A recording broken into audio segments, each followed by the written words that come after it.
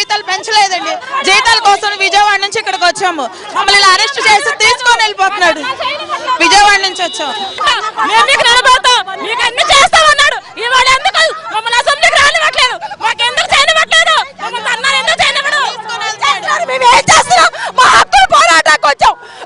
దొంగతనాలు చేసామా, ఏమైనా చేసామా, దుమ్మిలు చేస్తున్నామా? ఈ విధంగా మమ్మల్ని అరెస్ట్ చేస్తున్నారు.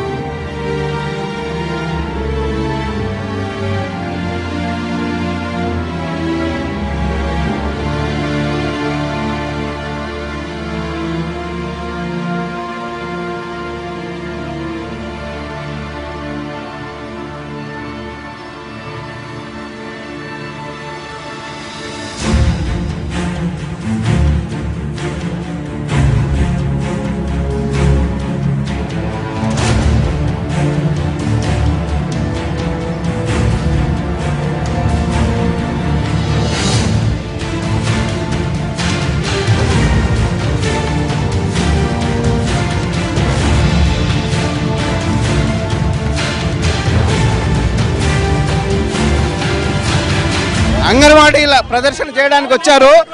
ప్రభుత్వం కనీసం వాళ్ళ యొక్క అభిప్రాయాన్ని కూడా చెప్పకుండా ఎక్కడి వల్ల అక్కడ అరెస్ట్ చేస్తున్నారు. ఇది సరైన పద్ధతి కాదనేది సిఐటిగా మేము దీన్ని ఖండిస్తున్నాం. మాకు ఇది 2 సంవత్సరాల నుంచి చంద్రబాబు నాయుడు ఇలాగ ఇసుకిస్తున్నాడండి. 4200 15,000 అంటే ఇదిగో పెంచుతాం అదిగో పెంచుతాం అని చెప్పి ఎన్నికల్లోకి ఎక్కిన తర్వాత మమ్మల్ని విస్మరించేస్తాడు. ఇలా పోలీసు వాళ్ళతో బంధించేస్తాడు. రైల్వే స్టేషన్ నుంచి రానివ్వలేదు సార్ మమ్మల్ని. ఇదే సమస్య కాదు, రైతులను మోసగించారు, డ్వాక్రా మహిళలను మోసగించారు, అంగన్వాడీలు ఇప్పుడు మోసగిస్తున్నారు, అంగన్వాడీల మీద దౌర్జన్యం చేస్తున్నారు. రాష్ట్ర ముఖ్యమంత్రికి సత్తా ఉంటే అంగన్వాడీలకు వచ్చే సమాధానం చెప్పాలి. ఇలా అక్రమ అరెస్టులకు పాల్పడడం కాదని చెప్పేసి సిఐటిగా డిమాండ్ చేస్తున్నాం, హెచ్చరిస్తున్నాం. ఉద్యమాన్ని అంచివేస్తే అంతకన్నా 10 రెట్లు ఎత్తున తిప్పికొడతాయి చంద్రబాబు నాయుడు గారు. మీరు గుర్తుంచుకోండి, ప్రజాస్వామ్యాన్ని అంచివేస్తే ప్రజలే ప్రజాస్వామ్యం చేతిలో తీసుకొని మీకు బుద్ధి చెప్తారని చెప్పేసి సందర్భంగా హెచ్చరిస్తున్నాం.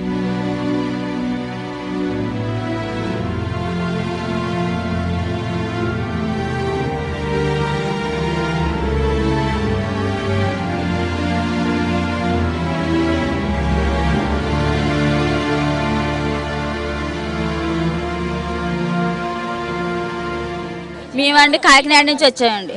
ఏం చేయండి, యాన్మెన్స్ సడన్ బ్రేక్ వేసి పోలీసులతో కొట్టించేసారండి. ఏం చెయ్యి మేమండి మా సమస్య కోసం వచ్చామండి. మేము ఇక్కడికి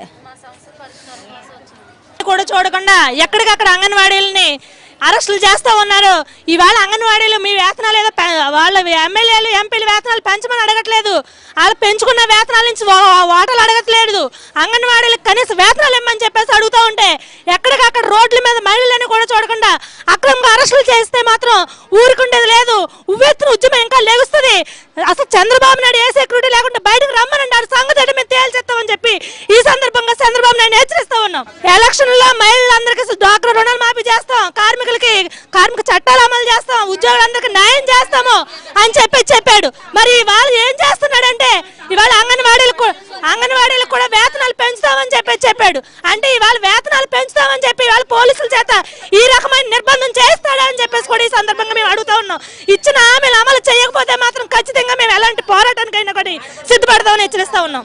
అంగన్వాడీ కార్యకర్తలు మేము అందరమును మా ఆకలి మంట కోసం మేము వచ్చి మేము అడుగుదామనే మేము ఇక్కడ వచ్చాము. మా జీతాలు పెంచమని వచ్చాము. ఈ పక్క రాష్ట్రంలోని తెలంగాణలో పెంచిన జీతాలు మాకెందుకు పెంచకపోవాలి? తర్వాత అంగన్వాడీ కార్యకర్తలందరినీ మా అక్క చెల్లెళ్ళు మా వాళ్ళు అనేసి ఓట్లు వేయించుకొని ఇప్పుడు అంగన్వాడీ కార్యకర్తలను ఇంత హింసిస్తున్న చంద్రబాబుని మేము అడిగి అందరూ చేద్దామని వచ్చాము. ఆ చంద్రబాబు గారు దిగి వచ్చి ఏ సంగతి చెప్పాలి. అంతవరకు మేము ఉద్యమాలు సాధిస్తూనే ఉంటామని పాడేరు నుండి మేము వచ్చిన కార్యకర్తలు అందరమే మేము చెప్తున్నాము. మేము జీతాలు పెంచుతామని మేము ఇటువైన కాదు, ఇదివరకు గుర్రాలతో తొక్కించాము, ఇలాగలాగాని ఇప్పుడు జీతాలు పెంచుతాము, మా కోట్లు వేయండి అని ఈ చంద్రబాబు నాయుడు గారు ఇప్పుడు మమ్మల్ని ఆడవాళ్ళని చూడకుండా ఇంత హింసలుగా పాటుపడుతున్నారు. ఇది మేము చూసుకొని అందుకు తేల్చి హైదరాబాద్ నుండి వద్దామని మేమందరం కట్టుకట్టుగా వచ్చాము. నేను Andhra Pradesh anganwadi workers and helpers union రాష్ట్ర అధ్యక్షురాలిని.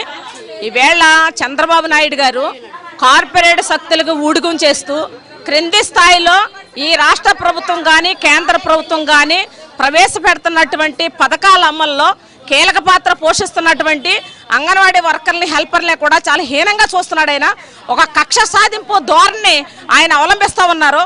అంగన్వాడీల ఆగ్రహంతో 2000 సంవత్సరంలో ఆయన గుర్రాలు నెట్టి తొక్కించాడు. ఆయన ఒకసారి గుర్తు చేసుకోవాలి.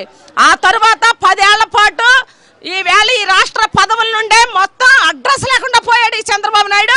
మళ్ళీ అదే పరిస్థితిని ఈవేళ మళ్ళీ కొని తెచ్చుకుంటున్నాడు. ఆయన ఎన్నికల ముందు మారనని చెప్పాడు, కానీ తొండ ముదిరి ఊసర వెళ్ళైన సందర్భంగా ఈవేళ ముదిరొచ్చాడే తప్ప ఊసర వెళ్ళాక రంగులు మారుస్తున్నాడే తప్ప రంగులు మార్చే వాళ్ళందరినీ ఆయన పదవులకు ఇచ్చాడు తప్ప ఈవేళ అంగన్వాడీ వర్కర్ని హెల్పర్ని మాత్రం వేతనాలు పెంచాలి అనేది ఈవేళ గొంతేనం కోరట్లేదు. ఆయన ఉన్నటువంటి బెంచ్ కార్ ఇమ్మని అడగట్లేదు, లేదా బంజరా హిల్స్ లో వాటా అడగట్లేదు. అంగన్వాడీ వర్కరు కనీస వేతనం అమలు చేయండి అని అడుగుతుంది. ఏమడుగుతుంది అంగన్వాడీ వర్కరు? మొన్న ఎందుకైనా శాసన మండలిలో ఎమ్మెల్యేల యొక్క ఇంటద్దులు 20,000 చేసేసాడు ఆయన.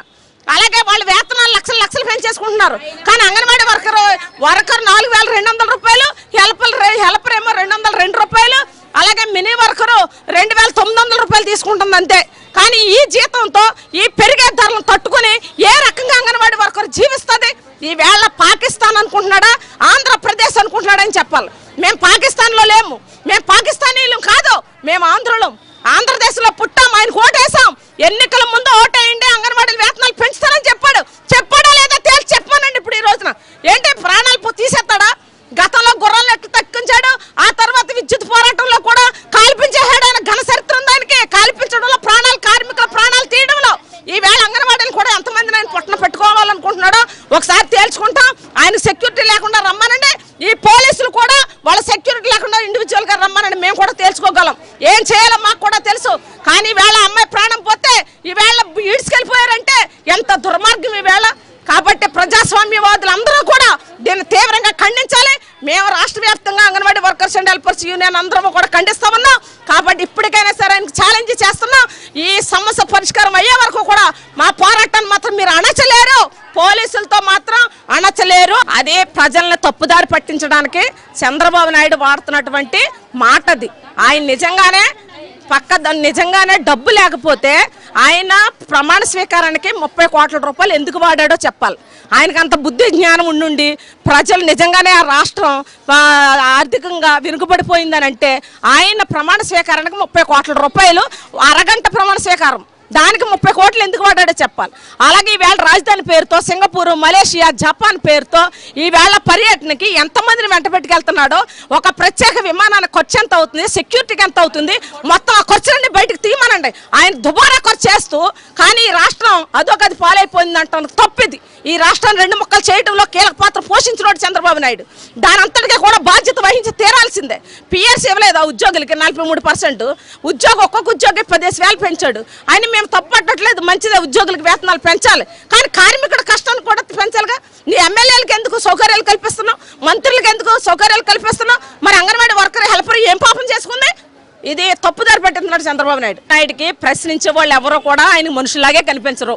ఆయనకి ఎవరు కనిపిస్తారంటే గల్లా జయదేవ్ మనిషిలా కనిపెడతాడు, లేదా సుజనా చౌదరి మనిషిలా కనిపిస్తాడు, లేకపోతే నారాయణ మనిషిలా కనిపిస్తాడు.